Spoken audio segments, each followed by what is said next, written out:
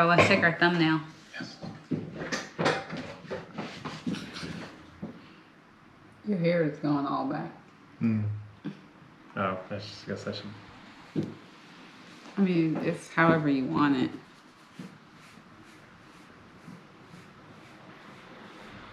Is that the camera that's that dirty, or this is that dirty?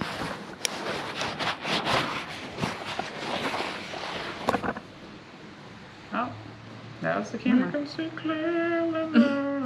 You ready? Is gone. Hold on, I need to make sure it's not. Okay, cool.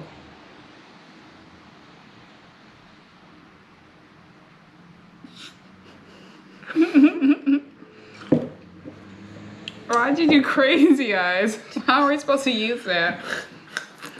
The first one was good. I Okay. assume that was the one we're gonna use. All right. The looking at the camera. Okay.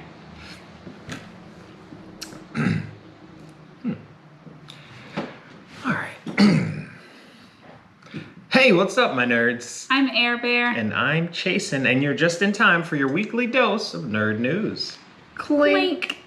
Today is Friday, February 24th, and this is what happened this week. We're gonna start things off with movies. Sounds like a plan. Netflix, Glass Onion. Well, I guess it's not Netflix, it's Glass Onion. I think they bought it. So Glass Onion is getting a director's commentary cut. The director of that is Ryan Johnson, who came out with that other show that was, I don't know. The Whodunit Yeah. on Peacock Sure. or Paramount Plus. So yeah, there's going to be a director's commentary that is going to be on Netflix. It's going to be available yesterday, Thursday, February 23rd. And that is exactly 2 months after it debuted on Netflix. And it received 2.89 billion With a views, viewing minutes in the first week on the platform. B. Very nice. Very impressive. And I'd be interested in taking part in that. You really like that whole thing. Yeah, I like the Glass Onion, the Knives Out, and I'd be interested to sit and watch it with him, just to kind of get his thoughts on making it. And yeah, and it came out yesterday. I'm sure they captured it so that you can rewatch it. So, because I imagine it was streaming. It was Netflix. It is Netflix. I actually researched this one a little too. Was it To try streamed? to avoid this sort of situation where I look like I don't know what the heck I'm talking about. I just got confused by the streaming. I'm used to, us live streaming sometimes and watching things that are live streamed. I'm looking forward to checking it out on Netflix where it's available. You All can the check it time. out too. It's whenever you want to watch it. You can just press play because that's how Netflix works. Off to a great start. All right. So speaking of being off to a great start, Ant-Man and the Wasp: Quantumania is off to a rocking start as far as the box office. They've apparently surpassed the $120 million mark for the U.S. opening weekend. Globally, they have earned over $359 million from the box office. So off to a really good start as far as earning money. I am wondering how much they spent and if they've made a profit yet. Yeah. Because that's how much, that's not profit. That's just what they. how much they It's made. just the revenue. Yeah. Yeah.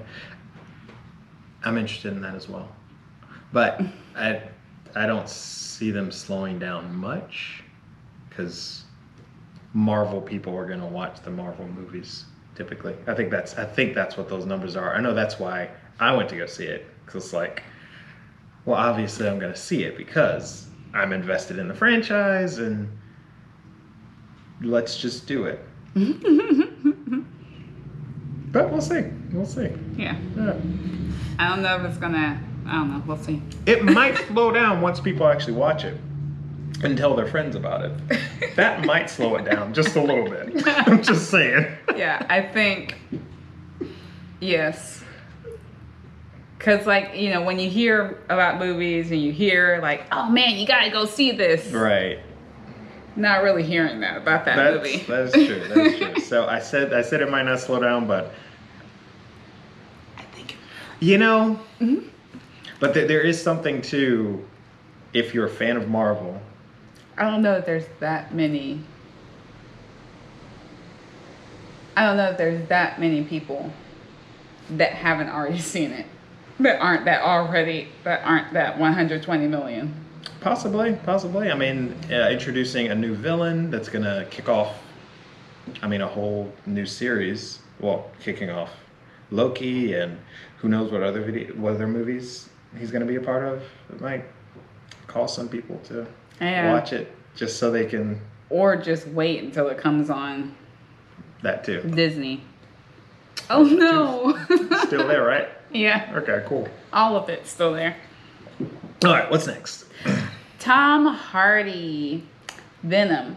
Yes. Pre-production has started for Venom 3. We still have not seen Venom 2, and we need to. Did we see Venom 1? Yeah, we did see Venom. Yeah, we saw Venom 1. We did not see Venom 2. But pre-production has started for Venom 3. Tom Hardy announced on Instagram by showing a deleted scene from the first Venom that Venom 3 is now in pre-production.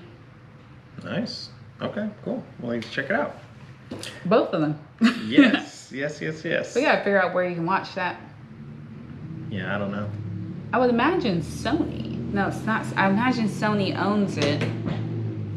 Where do we watch the other Sony things? Do we watch Spider-Man? on HBO Max? Yeah. Yeah. Spider-Man's the other Sony thing.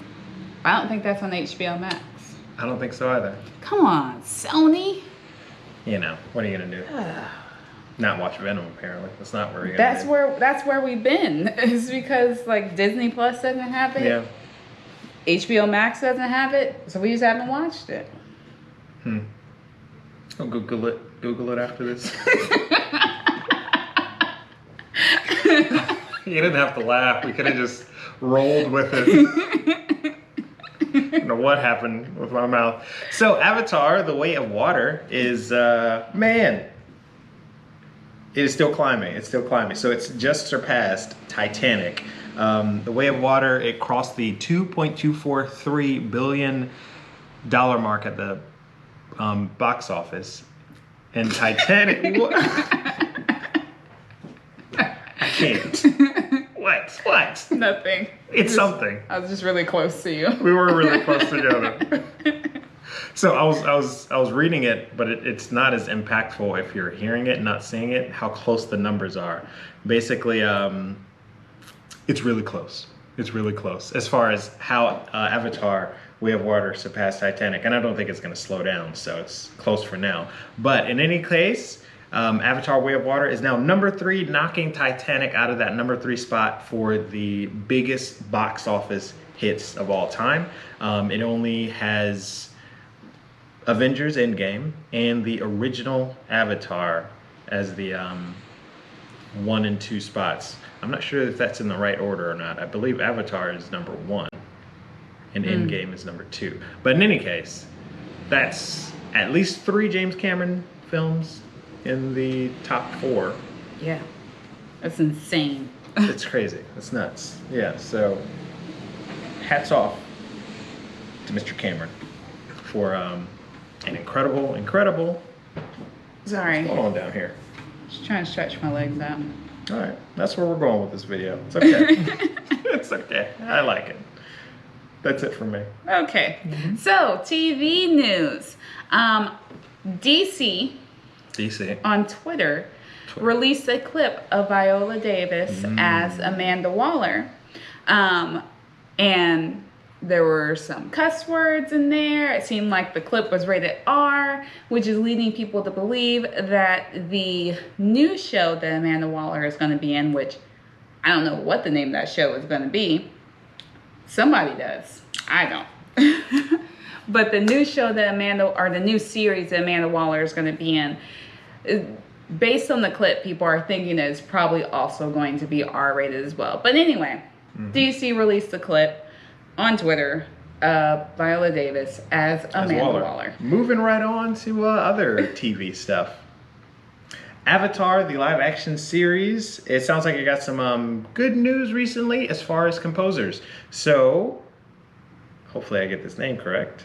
Takeshi Furukawa, who is also behind GoldenEye 007 and the Star Wars game. Clone Wars, right. So the video game GoldenEye 007 and Star Wars Clone Wars, the animated series. He did some. He was the composer for both of those.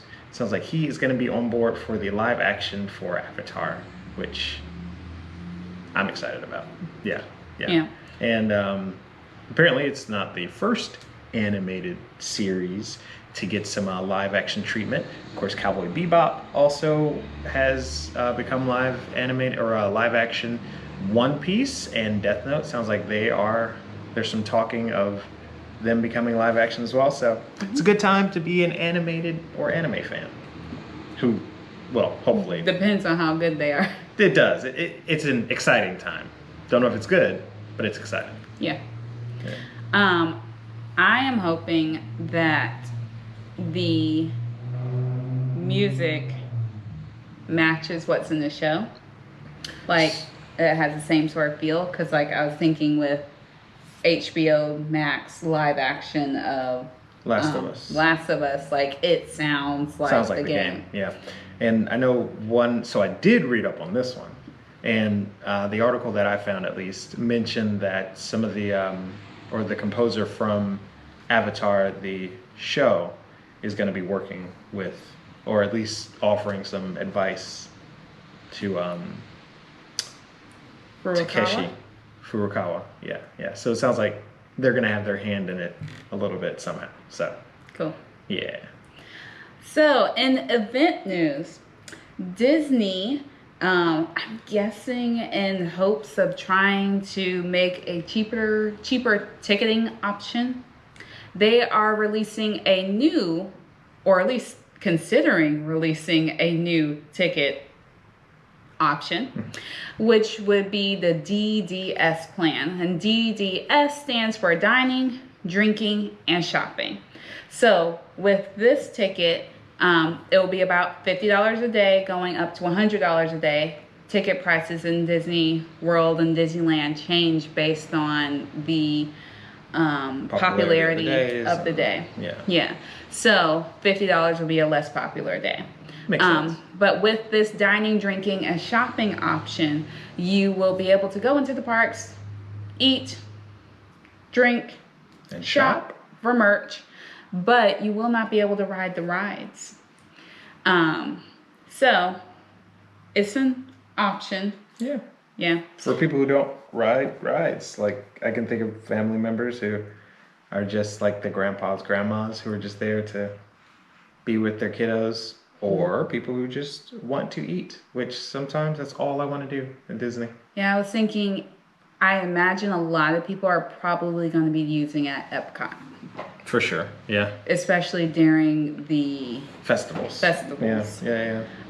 Also, I saw that there were talks about this also being a park hopper, but it hasn't even come out yet, so right. Don't even know what it's going to look like. But that's what it seems like Disney is considering in order to provide another option, especially with how much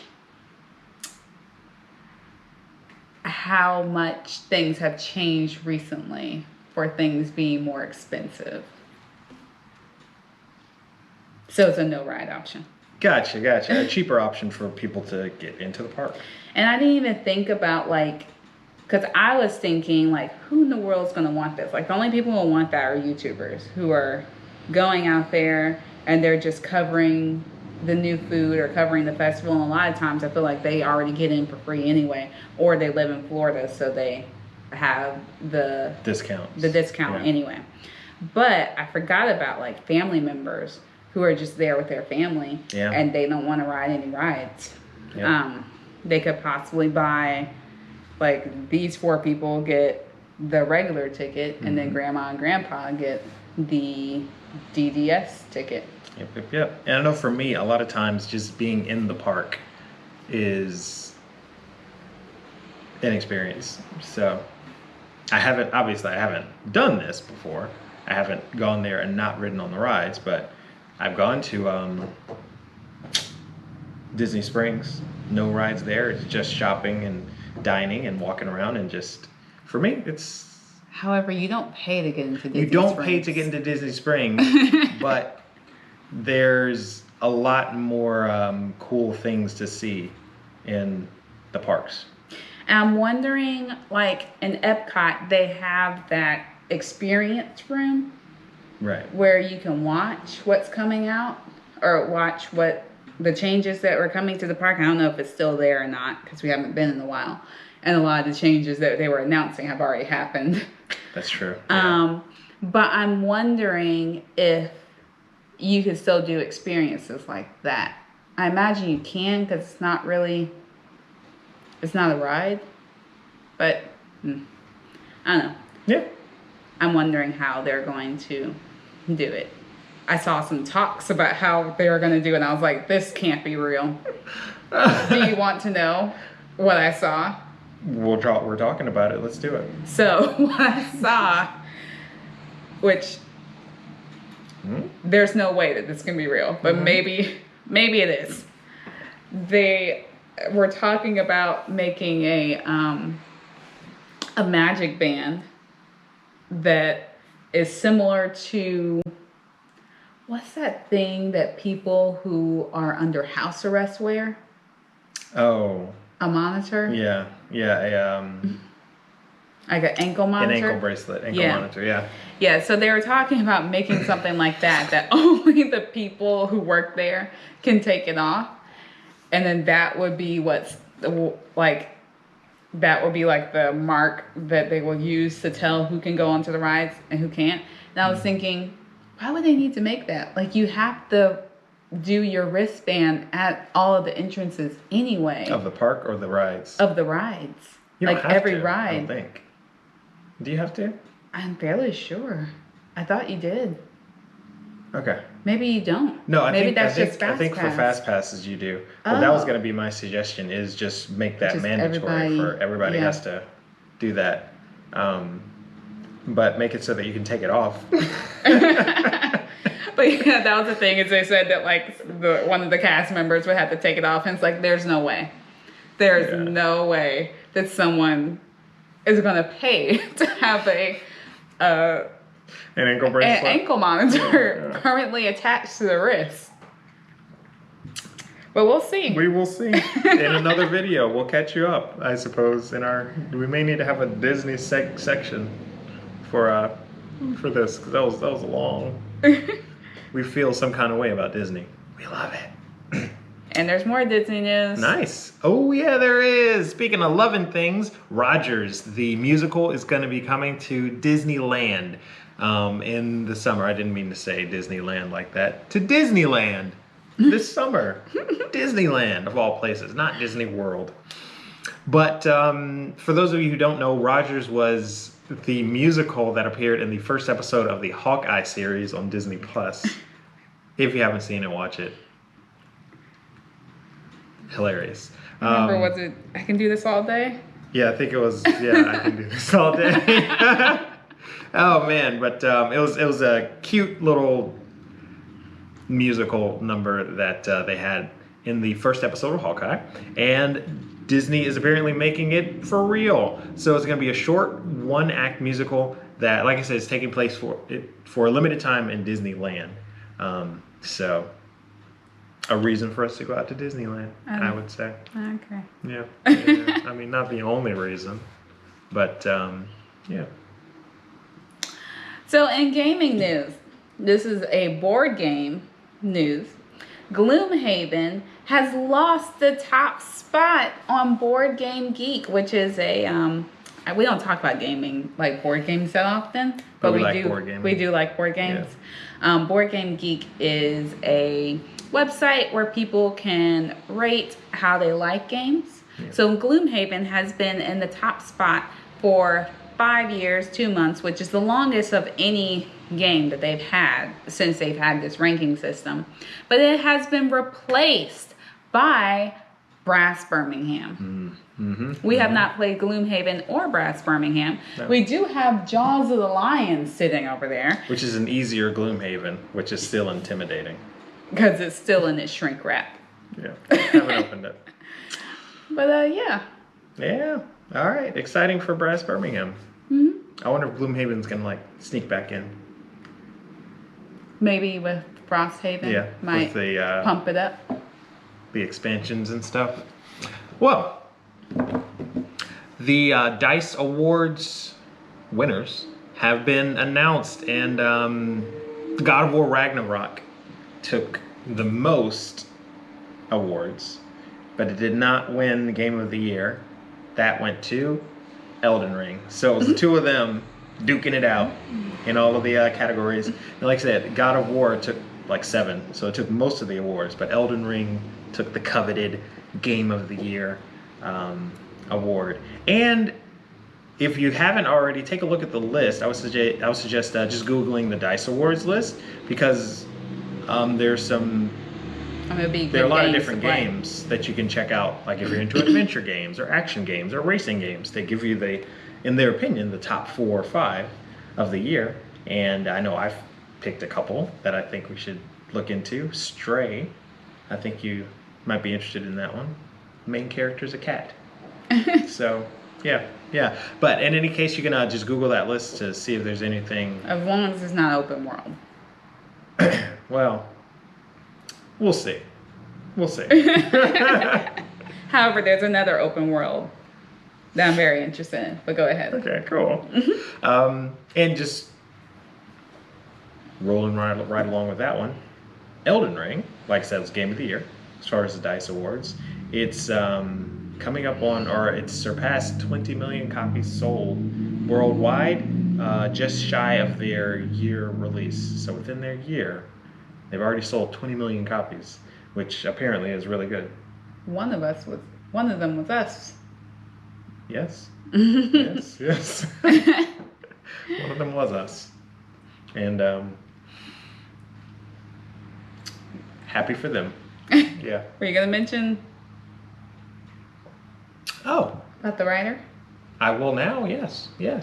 Apparently, George R.R. Martin, or the author and the guy behind Game of Thrones, was involved in creating the lore, that confusing lore of Elden Ring. So, Which is not a good advertisement for his books. not for us, at least. Not for us. Maybe if it's written down, it'll be easier to Follow? follow. The YouTube videos couldn't help, but maybe if it's written, we can read it. So it's a ring and a tree and a worm. What's going on? I don't know. These fingers. These fingers. Elden Ring. Game of the Year. Yeah. So, the other open world game that I was talking about that I'm interested in, Hogwarts Legacy. Oh, yeah. It has sold 12 million copies in 2 weeks, earning $850 million so far. I'm looking 12 million in the first 2 weeks. Elden Ring sold 20 million in 1 year. So I wonder how it's well already Elden Ring did in the first 2 weeks. in the first though. 2 weeks. Yeah. I feel like, well, I don't Probably know. not as well. Yeah, I don't. Yeah, 'cause Hogwarts is. I think more people were IP, excited about yeah. Hogwarts Yeah. because, like, I saw like non-nerd people talking about Hogwarts, and I was like, everybody's into this game. But I didn't hear Makes about sense. Elden Ring until our exterminator, told us. Yeah. Yeah. Like, he seems like a cool dude. Well, Mortal Kombat 12 has been confirmed, and fans of the series, I'm sure, are super excited. Like, I know a friend of mine who's probably jumping all over his room hearing that. Mortal Kombat 12 is confirmed, and it's going to be released, looks like this year, 2023. And Warner Brothers Discovery, what is it? Warner Brothers Discovery their president and CEO, mentioned that Mortal Kombat 12 is coming out alongside Rocksteady's Suicide Squad, Kill the Justice League. So both of those are going to be released later on this year, sounds like. So that's going to be exciting. And Mortal Kombat is actually celebrated its 30th anniversary, which is cool. And Mortal Kombat so 11. The first one came out when I was. That makes sense. That makes sense. With your brother? Like, were Yeah. you remembering? Yeah, because I was thinking, I thought like it would came out like maybe when I was 7 or a little bit older, but then I was like, well, I wasn't. I mean, I was 5, so it's not. 5 and 7.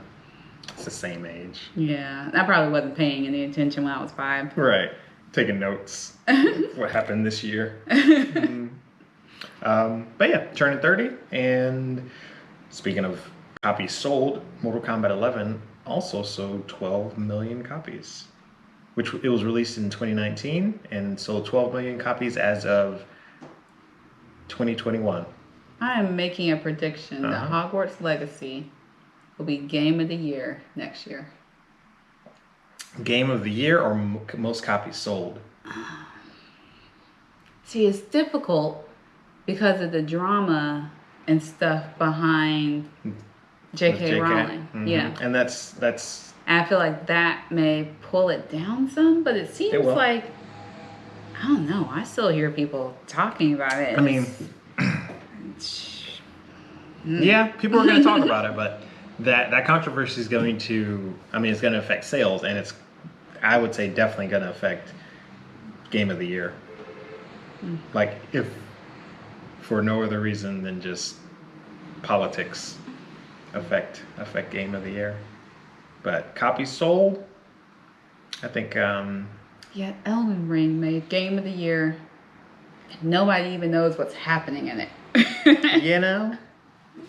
It's like, it's proven that nobody knows what's happening in that game. The fact that there have to be movies, or not movies, YouTube tutorials. Just not telling me Just how to play the game. explaining Just what the is going on. background. Who are these people? Why are they mad at each other? What are those zombies about? I still don't know. There's so much I don't know. So much to the point where you just gave up playing the game. I did. Because you didn't even know what you were doing. I did. You didn't know what you were doing it for. And I needed a hard drive space. I'm sorry, Elden Ring. You're out of here. I enjoyed it, but it was confusing. And more gaming news. Horror house production company Blumhouse. I said horror house. You did but say it's horror house. Horror production company. They're the company behind Get Out, Megan, and Paranormal Activities and Insidious. They are going to be going into the video, or they're interested in getting into the video games business. Yeah. Which would mean that those video games are already scary to the point where I got scared last night. You were very scared. Are going to be even more scary. Ramped out. And from what I heard, they're going to focus on more indie games. So much like what they're doing with their movies, the video games, they're going to focus on like smaller teams that are 10 million or less as far as company size. So it seems like it's going to be pretty cool. And I'm excited to see what they're going to turn into, what that's going to turn into. Because for some of those smaller companies, it's going to be a really cool opportunity, like to work with a production company like Blumhouse. So I'm interested. And I'm interested for them to get into the board game scene. Maybe. I don't know. Next one's you. Oh, you're not going to leave me in? Oh, I guess so. So now we're going to talk about movies that are coming out this week. This is from February 24th to March 3rd. Thanks for that lead-in, Love Bear. Yes, movies. Talking about Blumhouse production, what? There's still some water in there. Okay. Megan is releasing, well, today, February 24th on Peacock. And in TV shows coming out this week, Mandalorian season 3 is coming out Wednesday, Yes. March 1st Yes. on Yes. Disney Plus. We are gonna be there. Maybe, because What? you're trying to rewatch We're gonna be there. regardless of whether or not Regardless of whether we're rewatch. caught up, we're going to. I mean, be we're on caught that up. couch. Don't get us wrong. We're caught We are up. caught up. We just haven't rewatched. Rewatch some things just to get freshened up. Yes. Yeah, and just to enjoy it again. So yes, excited. Season 3. There's 3 exclamation marks behind that. And I feel sorry for The next thing on the list. Transformers, Transformers Earthspark Season 2. I'm sorry you had to follow Mandalorian 3, but just as a matter of fact, that is coming out with Season 2 on Paramount Plus, and that's going to be Friday, March 3rd. So next week, Friday. Yeah. And for those of you who don't know, apparently the series follows the first Transformers that were born on Earth. So Transformers Earthspark Season 2. Animated. Nice. Well, Love Bear, and everybody else, this has been another dose of nerdiness. So if you liked it, be sure to give us a thumbs up or subscribe, and we'll catch you next week for even more nerdiness. Thanks for watching. I'm Chasen. I'm Air Bear. We'll see you next time. Clink. What is the... Oh, you dribbled on me.